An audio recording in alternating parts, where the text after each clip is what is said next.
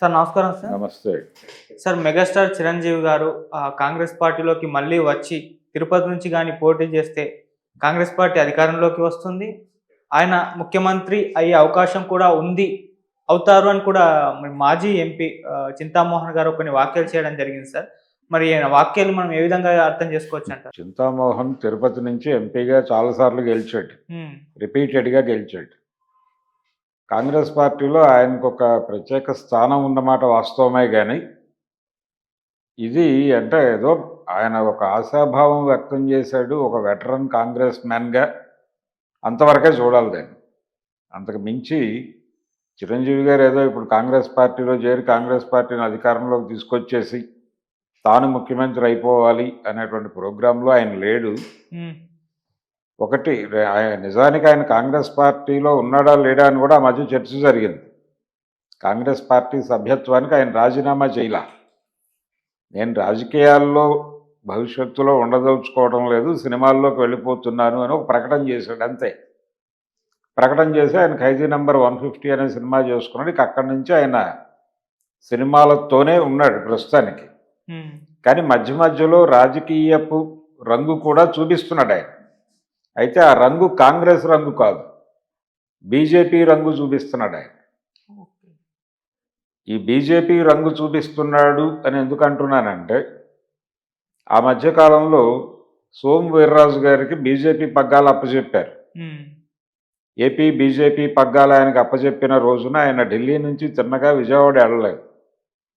హైదరాబాదులో దిగి చిరంజీవి గారి పాదాలకు నమస్కరించి ఆయన ఆశీర్వాదం తీసుకున్న తర్వాతే విజయవాడ వెళ్ళాడు. బీజేపీకి ఏపీ చీఫ్గా నియమితుడైనటువంటి వ్యక్తి చిరంజీవి గారికి పాదాభివందనం చేసి ఆశీర్వాదం తీసుకోవటం హ్మ్. అనేది మరి చింతామోహన్ గారి దృష్టికి వెళ్ళిందో లేదో నాకు తెలియదు. తర్వాత అల్లూరి సీతారామరాజు విగ్రహావిష్కరణకి మోడీ గారి దగ్గర నుంచి నేరుగా ఆయనకు పిలుపొచ్చింది.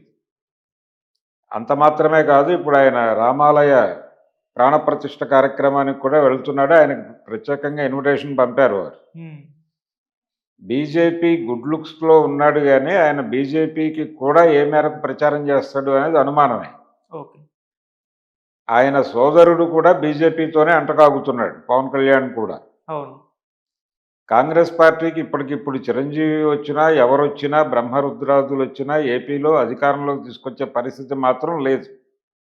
ఎందుకంటే ఏపీలో ఇప్పుడు ప్రస్తుతం 2 ప్రాంతీయ పార్టీల మధ్య యుద్ధం జరుగుతోంది, వైసీపీ అండ్ టీడీపీ. హ్మ్. లేదు, టీడీపీ జనసేన కూటమి.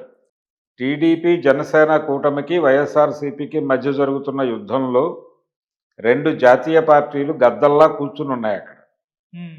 అందులో ఒకటి కాంగ్రెస్ పార్టీ, 2 బీజేపీ. అవును. బీజేపీ మనసులో ఉన్న మాట ఏంటంటే టీడీపీని ఈ ఎన్నికల్లో చంపేస్తే ఎలా ఉంటుంది అని అనుకుంటోంది బీజేపీ. హ్మ్. టీడీపీ.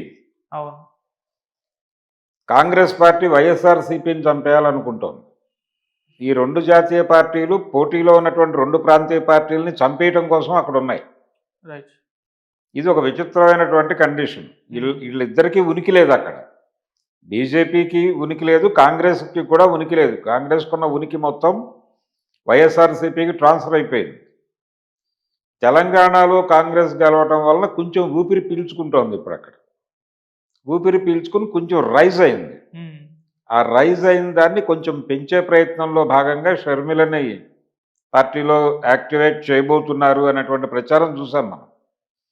ఈ క్రమంలో కొన్ని సీట్లలో కాంగ్రెస్ పార్టీ నిర్ణయాత్మక శక్తిగా ఉండే అవకాశం మాత్రమే కనిపిస్తోంది, అధికారంలోకి వచ్చే పరిస్థితి లేదు. ఓకే. నిజానికి 2014 ఎన్నికల్లో చిరంజీవి గారు సీరియస్గా పనిచేశాడు కాంగ్రెస్ పార్టీ కోసం ఏపీలో. ఆయన, కొప్పుల రాజు గారు, డొక్కా మాణిక్య వరప్రసాద్ వీళ్ళు ముగ్గురు కలిసి ఒక టీమ్గా తిరిగారు పాపం. కాంగ్రెస్ పార్టీకి కిరణ్ కుమార్ రెడ్డి గారు విద్రోహం చేశాడు ఆ టైంలో. ఆ విద్రోహం జరిగినటువంటి సందర్భంలో చిరంజీవి గారు నిజంగానే బాధ్యత భుజానేసుకుని కష్టపడ్డాడు. ఆ కష్టాన్ని గుర్తించాలి. ఏమీ వర్కౌట్ అవ్వలేదు. టోటల్గా ఫెయిల్యూర్ రికార్డ్ వచ్చిన తర్వాతే, రిపోర్ట్ వచ్చిన తర్వాతే ఆయన ట్రాక్ మార్చి రాజకీయాల నుంచి సినిమాల వైపు ట్రావెల్ మొదలుపెట్టాడు. అప్పటి వరకు ఆయన హోప్తోనే ఉన్నాడు, ఏదన్నా చేద్దాము అని. కాబట్టి ఇప్పుడు కొత్తగా చిరంజీవి గారు కాంగ్రెస్ పార్టీలో చేరక్కర్లా. కాంగ్రెస్ పార్టీకి చిరంజీవి రాజకీయాల్లోకి రావటానికన్నా ముందు కాంగ్రెస్ పార్టీ ఉంది. కాంగ్రెస్ పార్టీకి ఒక చరిత్ర ఉంది. వ్యక్తులు కాంగ్రెస్ పార్టీలో చేరి కాంగ్రెస్ పార్టీని ఉద్ధరించేది ఏమి ఉండదు. ఒక పొలిటికల్ ట్రావెల్ ఉండాలి. ఆ ట్రావెల్ నుంచి డీవియేట్ అయి వెళ్ళిపోయాడు ఆయన. వెళ్ళిపోయినటువంటి వ్యక్తి మీద ఇప్పుడు ఆశలు పెట్టుకుని మాట్లాడటం అంటే వెళ్ళిపోయిన నీళ్ల మీద వంతెనలు కట్టడం. దానివల్ల ప్రయోజనం లేదు. నీళ్లు లేవు అక్కడ. మీరు అనవసరంగా వంతెన కడుతున్నారు. హాయిగా నడిచి వెళ్ళిపోవచ్చు కింద నుంచి ఖర్చు లేకుండా. అవును. అందుకని గతజల సేతుబంధనం అంటారు దీన్ని. ఈ గతజల సేతుబంధనం చేసేటువంటి ప్రయత్నం చిరంజీవి గారు మన పార్టీ ఓడే కదా, మన పార్టీలో ఆ మధ్య గిడుగు రుద్రరాజు గారు చిరంజీవి గారు ఇంకా పార్టీలో ఉన్నారు అని 2023 జనవరిలో ఒక అక్నాలెడ్జ్మెంట్ చెప్పాడు ప్రపంచానికి. వాళ్ళు కూడా ఒక ఐడి కార్డు ఒకటి ఇష్యూ చేశారు. ఆ టైంలో కొంచెం చర్చనీయాంశంగా మారింది. ఆయన ఉన్నాడా లేడే. ఆయన రాజ్యసభ సభ్యుడిగా చివరి రోజుల్లో వెళ్తారా అంటే ఆ రోజుతో ముగుస్తుంది అది. ఈయన రాజ్యసభ గడువు ముగిసే రోజున రాజ్యసభ సమావేశాలు జరుగుతున్నాయి. ఆ జరుగుతున్న సమావేశాలకు ఆయన ఒక్కసారి వెళ్ళి ముఖం చూపిస్తారు అని అనుకున్నారు అందరూ. అయినప్పటికీ చిరంజీవి గారు కదలలేదు, పట్టించుకోలేదు. మనకు వద్దనుకున్నాడు అంతవరకే. అయితే ఈ సినిమా వాళ్ళకు ఉన్నటువంటి వ్యవహారం ఏంటంటే వీళ్ళు రాజకీయాల్లో కొనసాగితే కొనసాగుతారు, లేదంటే సైలెంట్ అయిపోతారు, ఇగ్నోర్ చేస్తారు తప్ప ప్రొఫెషనల్ పొలిటీషియన్స్ లాగా రాజీనామా చేయరు వీళ్ళు. ఎందుకంటే రాజీనామా చేసి ఇమ్మీడియట్గా వేరే పార్టీలో చేరాలనుకున్నోడికి రాజీనామా అవసరం. వీళ్ళు బ్రేక్ తీసుకుంటారు. బ్రేక్ తీసుకున్న తర్వాత ఇంకేదన్నా బాగున్నటువంటి పార్టీ, అధికారంలో ఉన్న పార్టీ నుంచి ఏదన్నా పిలుపుంటే అది ప్రయోజనకరంగా ఉందనుకుంటే అప్పుడు పాత పార్టీకి రాజీనామా చేసి కొత్త పార్టీలో చేరతారు తప్ప వీళ్ళకి రోజువారీ ప్రోగ్రాం కాదు ఇక్కడ రిజైన్ చేయటము, అక్కడ జాయిన్ అవ్వటం అనేది. ఇదే పద్ధతిలో చిరంజీవి గారు అసలు రాజీనామా చేయాలని కూడా ఆయన అనుకొని ఉండడు. వదిలేసాడు అంతే. సింపుల్గా వదిలేసి ఆయన పనేదో ఆయన చేసుకుంటున్నాడు. మధ్యలో బీజేపీ వాళ్ళు కెలుకుతున్నారు ఆయన్ని. ఆయన కూడా దాన్ని వద్దు అని చెప్పడం లేదు. ఎందుకంటే కేంద్రంలో అధికారంలో ఉన్న పార్టీ కాబట్టి వాళ్ళతో ఒక రిలేషన్ మెయింటైన్ చేయటం మంచిదే అని అనుకుంటున్నాడు ఆయన.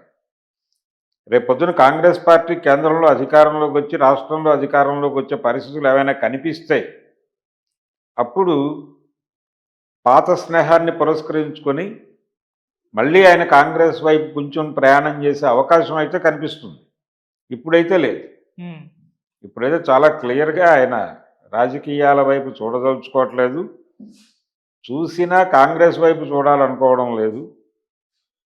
కుదిరితే కొద్దో గొప్ప బీజేపీకి అనుకూలంగా ఉన్నాడు. బీజేపీ మీద ప్రేమతో కాదు, వాళ్ళకు ఉన్నటువంటి అధికారం మీద ప్రేమతో ఉన్నాడు అంతే. Okay sir. బీజేపీ మీద ప్రేమతో లేకపోతే కాంగ్రెస్ పార్టీ మీద ప్రేమతో ఉన్నాడని చెప్పుకోవడం లేదు. ఆ రోజున కూడా నిజానికి ఆయన పార్టీ విలీనం చేయకుండా ఉండుంటే వేరేలాగా ఉండుండేది పరిస్థితి. ఆయన తొందరపడ్డాడు, విలీనం విషయంలో చాలా తొందరపడ్డాడు. మీరు పార్టీని విలీనం చేయొద్దు, పార్టీని అలా ఉంచి బయట నుంచి మద్దతు ప్రకటించండి కావాలంటే కాంగ్రెస్ పార్టీకి అని ఉండవల్లి అరుణ్ కుమార్ లాంటి సలహా చెప్పాడు ఆ రోజుల్లో చిరంజీవికి. కానీ చిరంజీవి గారు అప్పటికే నిర్ణయం తీసేసుకుని ఉన్నాడు. ఉండవల్లి వెళ్ళి చెప్పే నాటికే ఆయన డెసిషన్ తీసేసుకుని ఉన్నాడు కాంగ్రెస్ పార్టీలో మెర్జ్ చేయాలని. దానికి వైఎస్ ప్రోత్సాహం ఉంది, ప్రోద్బలం ఉంది. ఆయనకు కూడా ఆఫర్ నచ్చింది. ఇతర వ్యాపారాలు చేసుకోవడానికి ఇది వదిలించుకోవడానికి కన్వీనియంట్ ఆఫర్ అనుకున్నాడు ఆయన. ఎప్పుడైతే ఆయన ఆ రోజుల్లో 150 సీట్లు వస్తాయి, ఉమ్మడి రాష్ట్రంలో 150 సీట్లు వస్తాయని ఆశించాడు ఆయన. అది కాస్త 12 దగ్గర అక్కడ ఆగింది. సో 12 ఎక్కడ 150 ఎక్కడ గ్యాపు. అయితే ఆయన అప్పుడు ఆ ఎన్నికల్లో కాంగ్రెస్ పార్టీ అధికారంలోకి రావడంలో కీలక పాత్ర పోషించాడు. ప్రజారాజ్యం పార్టీ పెట్టకపోతే చిరంజీవి ఆ ఎన్నికల్లో మహాకూటమి గెలిచి ఉండేది. రాజశేఖర రెడ్డి ఓడిపోయేవాడు. రాజశేఖర రెడ్డి ఓడిపోయి చంద్రబాబు సీఎం అయి ఉంటే రాజశేఖర రెడ్డి చనిపోయేవాడే కాదు. ఎందుకంటే ఆయన హెలికాప్టర్ ఎక్కే అవసరం వచ్చేది కాదు ఆయన ఓడిపోయి ఉంటే. కాబట్టి చిరంజీవి ప్రజారాజ్యం పార్టీ పెట్టడం ద్వారా వైఎస్ మరణానికి కారకుడయ్యాడని కూడా చెప్పుకోవచ్చు. వైఎస్ గెలుపుకి కారణం అయ్యాడు. ఆయన సీఎం రెండోసారి సీఎం కావడానికి కారకుడు అయ్యాడు. ఉమ్, రెండోసారి సీఎం అయ్యి ఆయన హెలికాప్టర్ ఎక్కడానికి కారకుడు అయ్యాడు. ఫైనల్గా ఆయన మరణించడానికి కారకుడు అయ్యాడు. అది అయిపోయింది. ఆ తర్వాత ఆయన కాంగ్రెస్ పార్టీతో ట్రావెల్ చేశాడు. ఆ ఎన్నికల్లో ఓడిపోయి కాంగ్రెస్ పార్టీ తరఫున రాజ్యసభకి వెళ్ళాడు. కాంగ్రెస్ పార్టీ ప్రభుత్వంలో యూపీఏ ప్రభుత్వంలో ఆయన పర్యాటక శాఖ మంత్రిగా పనిచేశాడు. 2014 ఎన్నికల సందర్భంగా కాంగ్రెస్ పార్టీ స్టార్ క్యాంపెయినర్గా వ్యవహరించాడు. రెండు తెలుగు రాష్ట్రాల్లోనూ ఇంత పని చేసినా ఏ ఫలితము లేదు అనే విషయం అర్థమై సైలెంట్గా బయటికి వెళ్ళిపోయి తన సినిమాలు తాను చేసుకుంటున్నాడు. ఉమ్, రిజైన్ చేయకుండా బయటికి వెళ్ళాడు. అది కీలకం. రైట్. అందుకని ఆయన ఏదో ఇప్పుడు కొత్తగా కాంగ్రెస్ పార్టీలోకి వచ్చేది కాదు. ఆల్రెడీ కాంగ్రెస్లో ఉన్నాడు ఆయన. ఓకే. ఉన్నాడు, యాక్టివ్గా లేడు. యాక్టివ్గా ఉండాలని కూడా అనుకోవడం లేదు. ఇలా ఇన్యాక్టివ్గా ఉండేటువంటి సభ్యులు చాలామంది ఉంటారు కాంగ్రెస్ పార్టీ జాబితా తీస్తే. అవును. అలాంటి ఒక ఇన్యాక్టివ్ మెంబర్ అంతవరకే. ఓకే. కాబట్టి చిరంజీవి గారు ఇప్పటికిప్పుడు చింతామోహన్ పిలిచాడను, లేకపోతే సోనియా గాంధీ గారు కలవరించారను, రాహుల్ గాంధీ గారు కబురంపారను కాంగ్రెస్ పార్టీలోకి వెళ్ళాలని అయితే ఆయన ఖచ్చితంగా అనుకోడు. అవును. ప్రయోజనం ఏమీ ఉండదు. ఇప్పుడు ఆయన చేరటం వలన కొత్తగా వనగూడే ప్రయోజనం ఏమీ ఉండదు. Okay sir.